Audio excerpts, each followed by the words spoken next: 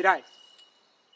Today in this video I'm going to run you through a quick gear review of the DG3. This is a pack made by Crossfire, and I'll make sure there's a link somewhere on the video or where it's posted to their website so you can get all of their information.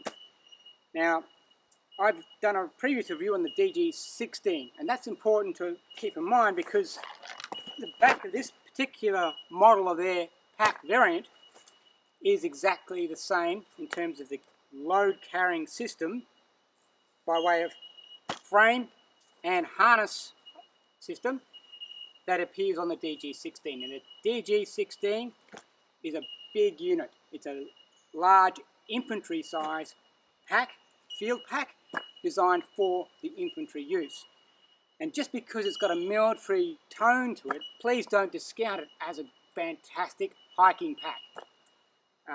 In the capacity I run in now as a search and rescue tracker, I found the DG16 useful for long deployments where we're tracking for multiple days on end. However, it's big. As any scout and tracker will tell you, we want to be able to kneel down, get down, change angles and move through the scrub very agilely all the time. So Crossfire, in their wisdom, came up with this incredible variant of that DG16 system. And I've had it now for about 12 months. We've used it on live search and rescue tracks already a couple of times, and I use it generally for hiking, camping, and a whole stack of other patrolling work I sort of do around the place. And I can't fault it. It's the perfect 72-hour configuration. Now, on this particular one I've got here in front of you, this is set up for me to go on a quick activation for a search and rescue track. As a consequence, it's got external pouches on it. The thing is covered in moly, so you can adjust it and add to or detract from it as you see fit. So I've tried a couple of different variations over the last 12 months or so to accommodate the ability for a tracker to have a life support system on track, but one that's not too big, one that still allows him to perform the fundamental tasks he needs to do as a tracker. The moly allows me to just put the sort of 24-hour ration pack size container on the sides, and an old habit of mine is to work from the outside of the pack. An old patrol habit of mine, like a lot of other people from my particular background, like to work on the outside of the pack, going inside only when we're in a secure location. I don't have to worry about those considerations in this day and age, having retired from that job. However, it's still a habit that I prefer and am comfortable with. You have the total luxury here to fit it out as you see fit. So I'm just going to walk you through the pack. Please don't take it as gospel in terms of what I've set it up is for me. It's got the flexibility to do a lot for you. Now, just to give you before we get inside the pack and look at the outside front surface, let's go back over that frame and harness system first, because that's centrally one of the most important things about this equipment. Now, I've used a lot of equipment over the years. Crossfire have come up with one of the best haulage systems I've ever used.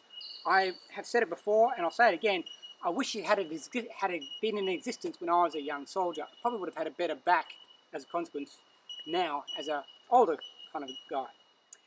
The biggest advantage of this frame system is it's fundamentally adjustable fully to each individual. Now, a lot of military equipment is just one size fits all, too bad, so sad. This allows a lot of customization to the size and the stature of an individual wearer. It's MilSpec.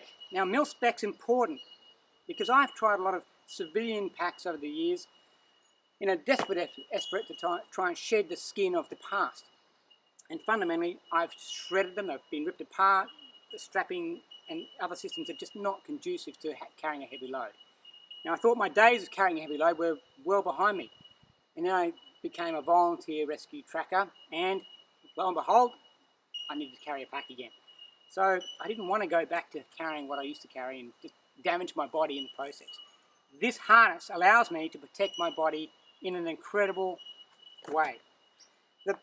The frame here is a patented plastic that allows the movement of your locomotion while the pack is on your back to actually work with the body, as opposed to having something rigid and you are conforming to the rigidity of the frame.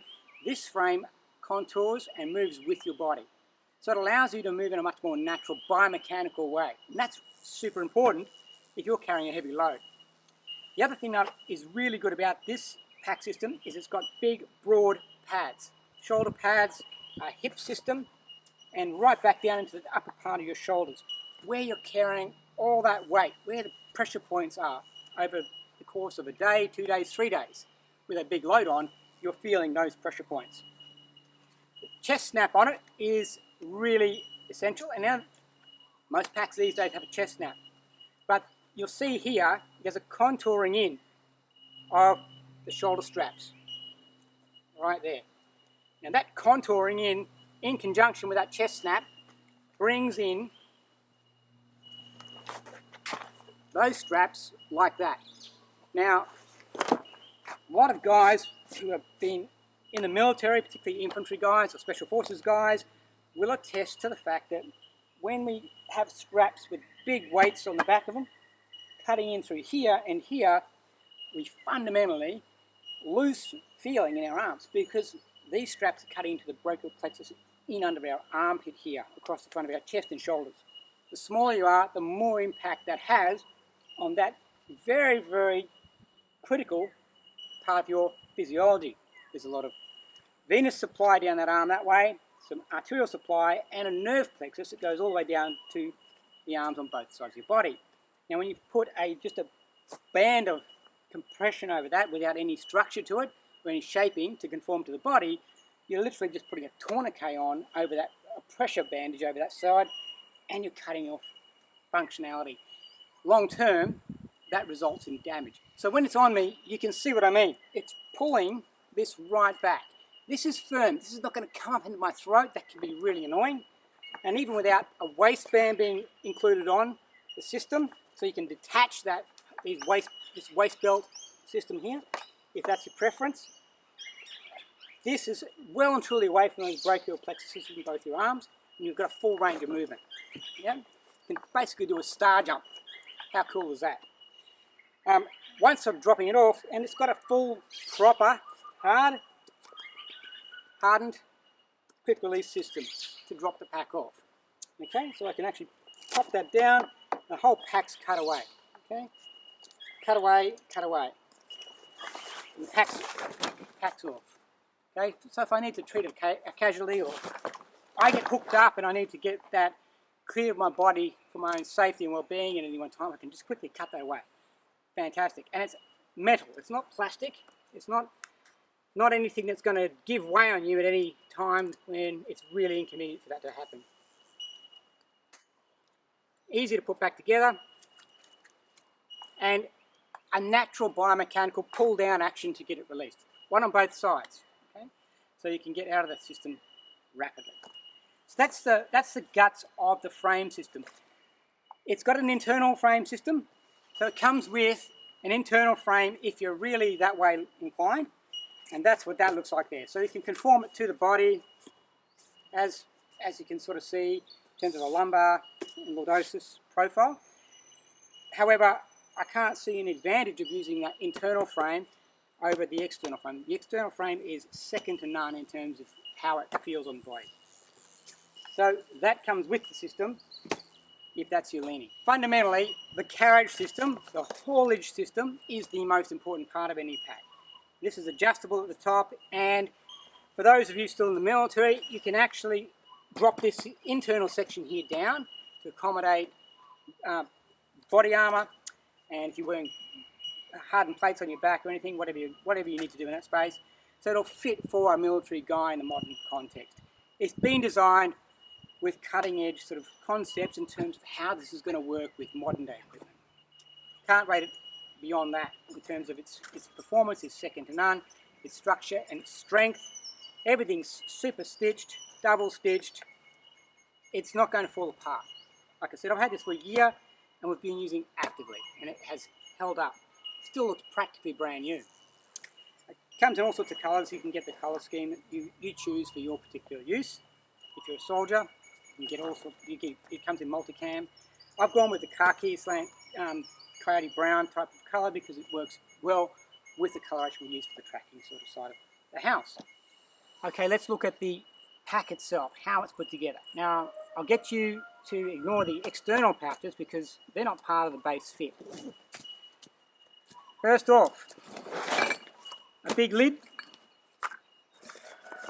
This can allow the pack to extend up quite a distance. So you've got a lot of storage room. It's a 55 litre pack by spec, but I've had a lot more than that in this pack. The lid is chocker full of pockets of various shapes and sizes. Wet weather gear, pack covers, all that kind of stuff go in the top. Small stuff in the top lid. So I use that just as, that's kind of my toiletries area. Toothbrush, toothpaste, all that kind of stuff at the top. Fire lighting gear, stuff that I'm going to get to daily. I want it in one spot, so it's kind of well set up that way. Other survival items in the top here. And then at the back of it, I can access the pack itself for radio access, or even just to get down there and grab a water bottle out, which I do a lot, in that top section there. This is set up for radios and other spec equipment for military kind of use. So I've got antenna areas to come out through there. We carry a VHF radio system in this tracking team, so often that VHF radio is shoved down into there. What's under the lid once we get to that part? Now, one of the things that makes this pack unique, and for some people it might take a bit of getting used to, it took me a little bit of time to get used to how to use it most effectively. It's got compression straps across the front, which are fantastic for adding in wet weather gear and everything else you've got in there. It's got a central zip. Central zip goes straight down the middle. Now, I've added some pouches on the front of there, mainly for kitchen gear and water, and I can access the whole pack top in this way. I always keep first aid gear at the top, so it's right in there underneath the lid and it comes out. Bang. Water bottles in here at the moment, they often are moved into these front pouches for me because this is the radio pouch here. Right there. Okay, so the whole thing, just to give you a summary, the whole thing is set up with a whole stack of storage concepts in mind. Inside these flaps, there are pockets here. Now they don't have a closure over the top of them, so I've found they're good for cloths, spare socks, things like brew gear and stuff can go in there easy. And it just allows you to open this pack, and there's literally the TARDIS of packs inside. So I use compartmentalization in the pack a lot, sleeping gear to wet weather gear and everything else, all in the bottom in certain areas, so I can pull things out and find them. But there's a lot of inherent compartmentalization in this pack. These two side pockets, for example, on the inside here, now they're detachable if you don't want them. I put my cooking fuels in there, more rescue equipment on the other side. I've got a whole stack of paracord that I use to set up shelters and everything else, and stretchers, hooked up on carabiners in here, and there's plenty of attachment at the top to allow me to do all that. There's more storage down the back, right, in these big sleeves, and the pack comes pretty standard with two of these plus the radio set. So you can sort of like layer this like a filing cabinet, bits and pieces of gear over the top, and you've got that stuff tucked away where you need it. And they're super light, they don't add any extra weight to the pack. I haven't weighed the base pack to see how much it weighs, but at the end of the day, that's kind of more of a psychological issue anyway, because you're going to carry the pack no matter what. The bottom, you can't see it from there, but the bottom's actually reinforced and packed up with an insulating layer. That's great, particularly if you've got sensitive mission essential equipment in there, because you drop the pack, bang, there's this little bit of extra padding across the whole bottom floor of this pack that stops it destroying critical equipment, particularly radios and night vision equipment and stuff like that. And that's really it. What a great design. You've got, as I said, such versatility on outside surface of the pack to make it customized to your requirements. So you can work from the outside of the pack, or you can have it clean skin and just operate the pack like a civilian hiking pack without any things to get hooked up on stuff, depending on the environment you're moving into. The other thing I've been using here, and I'll put it over this side so you can see it, is right down the side here, there's a sleeve. Now, it comes out at the bottom, so you could use it as a firearm sleeve. It's doubled at the bottom, so you can use it for other equipment. I put an entrenching tool straight down through there and lock it in that way. Cool. So it's good there, it's in and out, it's easy, it's under the lid most of the time when I've got it on, so it's not going to fall out. You can put whatever equipment you need in there for sure, and it all dirty well. There's one on both sides, and if you've got a water bottle, this is set up with even small detail. This is what Crossfire is famous for, the small detail. Even a toggle to tighten that down, so if you've got something small in there, a water bottle or something, you can put that on the external side underneath these pouches, or if you haven't got them on, it's just sitting right there. You've still got the sleeve behind it, but it's all accessible.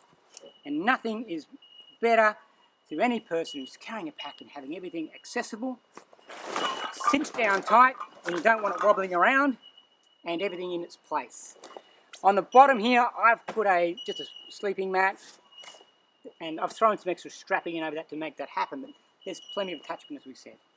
So that's the inside of it. You've seen the outside of it. This is battle proven now. We've used this live on rescue tracking operations, and it's proven itself time and again. And I can't see myself going back to a bigger pack, and certainly to other packs. I've tried other packs. This one's great, particularly after a long day of tracking. I'm tired. I just want to get camp set up. I want to get access to critical equipment quickly. This central zipper thing has been really, really great. Straight down, straight out. Everything's there. If I've got to change a radio battery, I'm not digging down through here trying to find batteries and compartments and getting radios out. Pulling the whole thing out and unpacking my pack and exploding all over the area of operations. Really good. Alright, so that's the DG3 from Crossfire. If you're looking for a good pack, I can't recommend one better than this. If you want a bigger version of this, go with the DG16. Both fantastic packs. And remember, you've only got one body. And if you're a young infantry guy or a young special forces guy, you've got one body. Get the best stuff, the best saddle for your gear to be, and keep your health at its premium. Once it's gone, ask any old infantry guy and they'll tell you, once it's gone, it's gone.